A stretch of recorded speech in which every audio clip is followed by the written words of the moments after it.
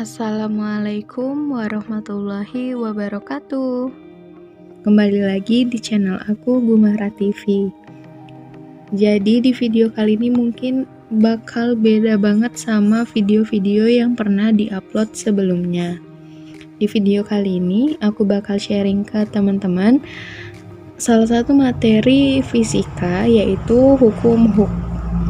Seperti yang kita tahu ya, hukum Hooke ini adalah materi yang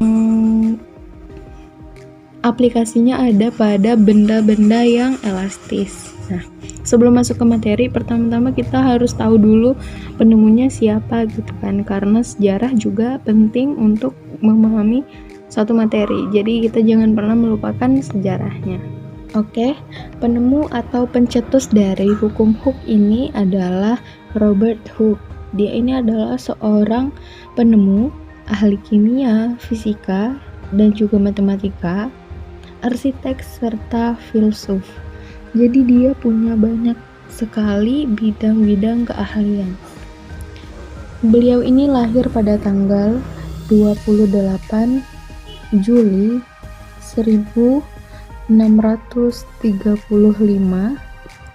dan meninggal pada tanggal 3 Maret tahun 1703. Jadi dia meninggal di usia kurang lebih hampir mencapai 68 tahun.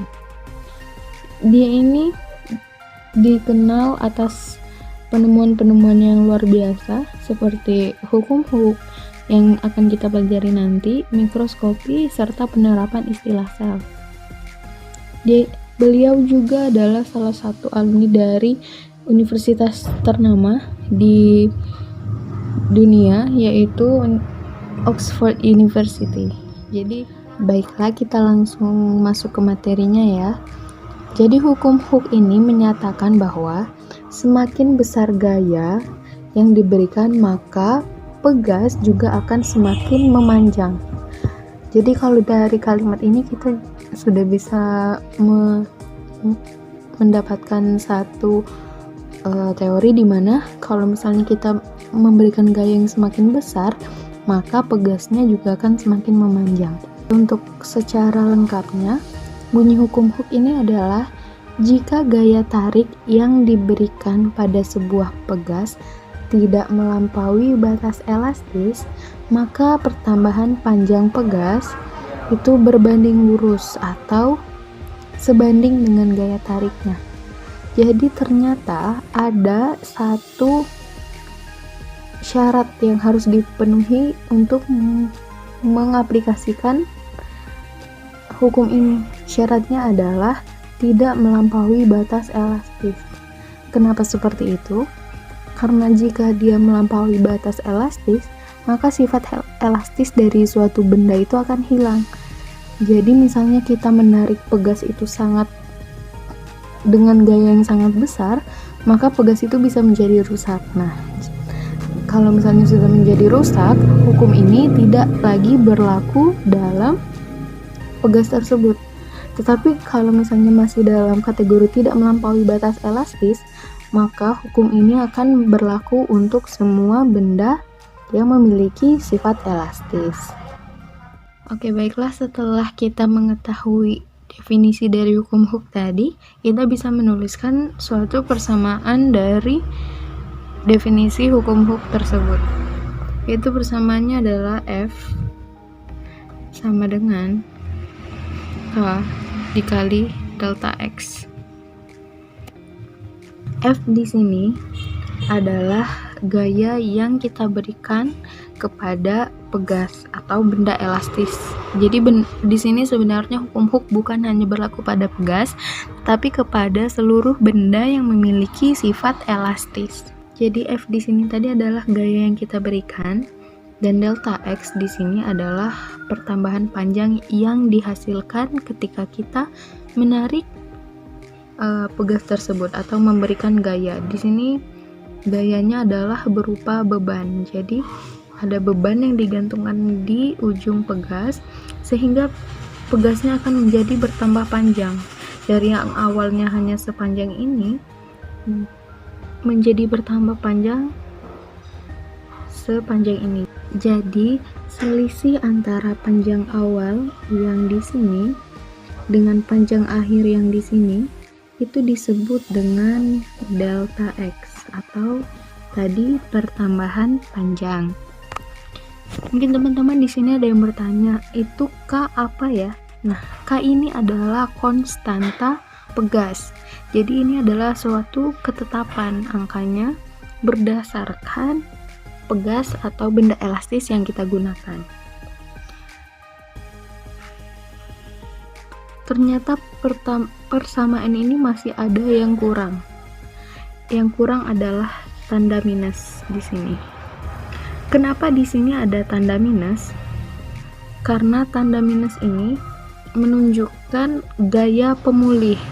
Jadi ketika beban yang tadi kita gantungkan di sini kita lepaskan, pegas tadi akan bergerak naik ke atas. Kan awalnya kita memberikan gaya ke arah bawah nih, ke arah pusat bumi maksudnya. Nanti ketika bebannya dilepaskan, dia akan bergerak melawan arah dari arah gaya yang kita berikan. Makanya di sini ada tanda minus. Tanda minus ini menunjukkan yang namanya tadi adalah gaya pemulih. Setelah di sini kita lanjut pembahasan mengenai susunan pegas. Susunan pegas itu terdiri atas dua jenis. Yang pertama susunan seri dan yang kedua itu adalah susunan paralel. Dari kedua susunan ini kita bisa menggantinya dengan konstanta pengganti. Jadi kita bisa sederhanakan secara matematis. Jadi kita ibaratkan, misalnya di sini kan terlihat ada dua pegas dan di sini juga ada dua pegas. Nanti kita bisa gantikan konstantanya ini dengan satu pegas. Jadi kita sederhanakan susunannya menjadi konstanta pegas pengganti yang bisa memudahkan kita untuk memasukkan konstantanya ini ke dalam persamaan hukum Hooke yang sudah kita bahas sebelumnya. Jadi di sini untuk susunan pegas dengan rangkaian yang seri, konstanta penggantinya adalah 1/Kp.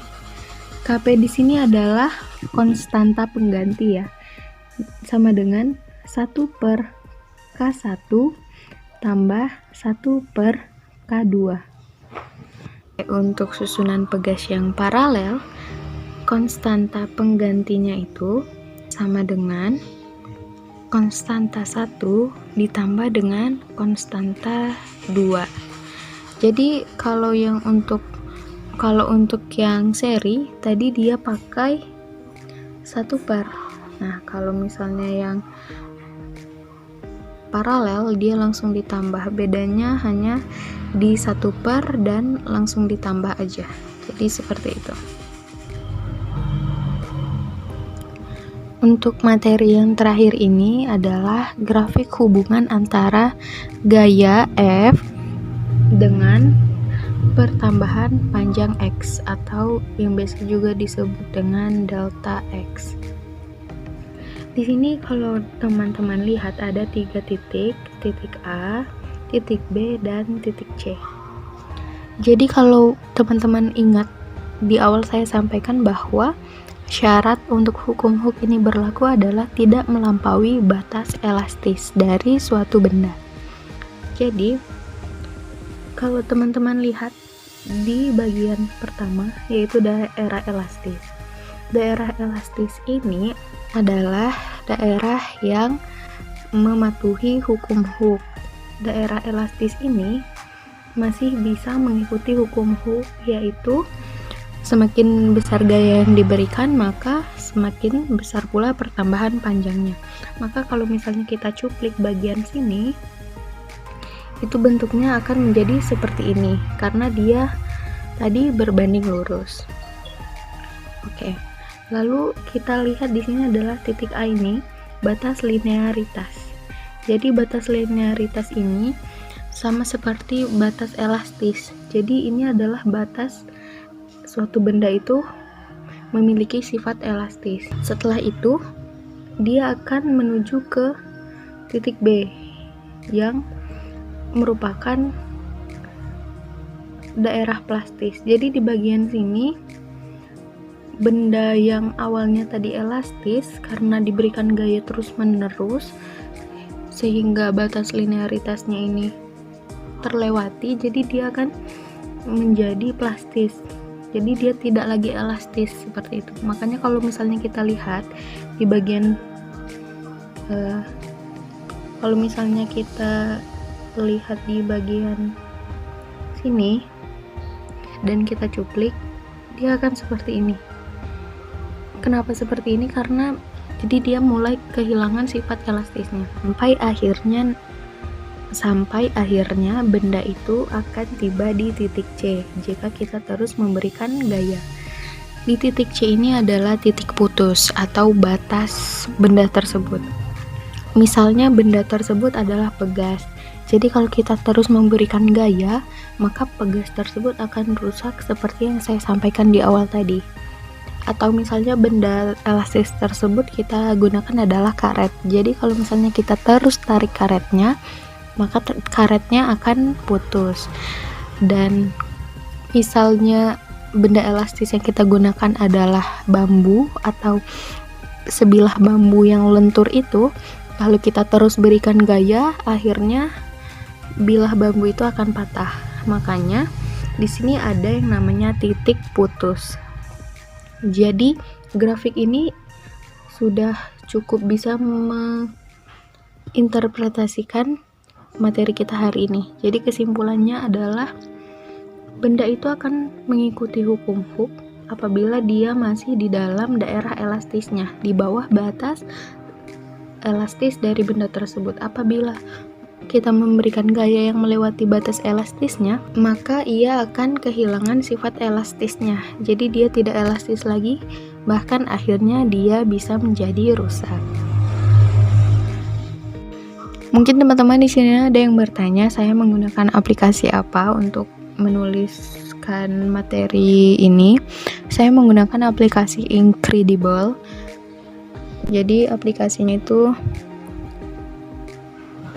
ini yang di sebelah course ini. Nah, aplikasinya adalah Incredible. Jadi aplikasinya itu enak banget buat dipakai karena brushnya ini enak banget untuk kita tulis-tulis, gampang banget gitu, kayak luas. Sebenarnya untuk di Android itu ada banyak banget aplikasi-aplikasi kayak board gini, virtual board gini. Kayak ada whiteboard, ada blackboard, ada squid, ada my viewboard, ada banyak banget. Tapi aku lebih milih yang Incredible ini karena ini menurut aku yang paling enak digunain. Jadi kalau teman-teman lihat di bagian atas ini masih ada kayak consider buying one more. Pokoknya intinya yang aku ini masih yang bukan pro. Kalau untuk kita upgrade yang pro itu kita harus bayar. Jadi untuk teman-teman yang mungkin butuh aplikasi ini, aku rekomendasiin banget untuk pakai aplikasi ini. Jadi sekian dulu video kali ini, semoga bermanfaat, dan apabila bermanfaat mohon untuk teman-teman share, komen, like, serta subscribe channel ini. Saya akhiri, wassalamualaikum warahmatullahi wabarakatuh.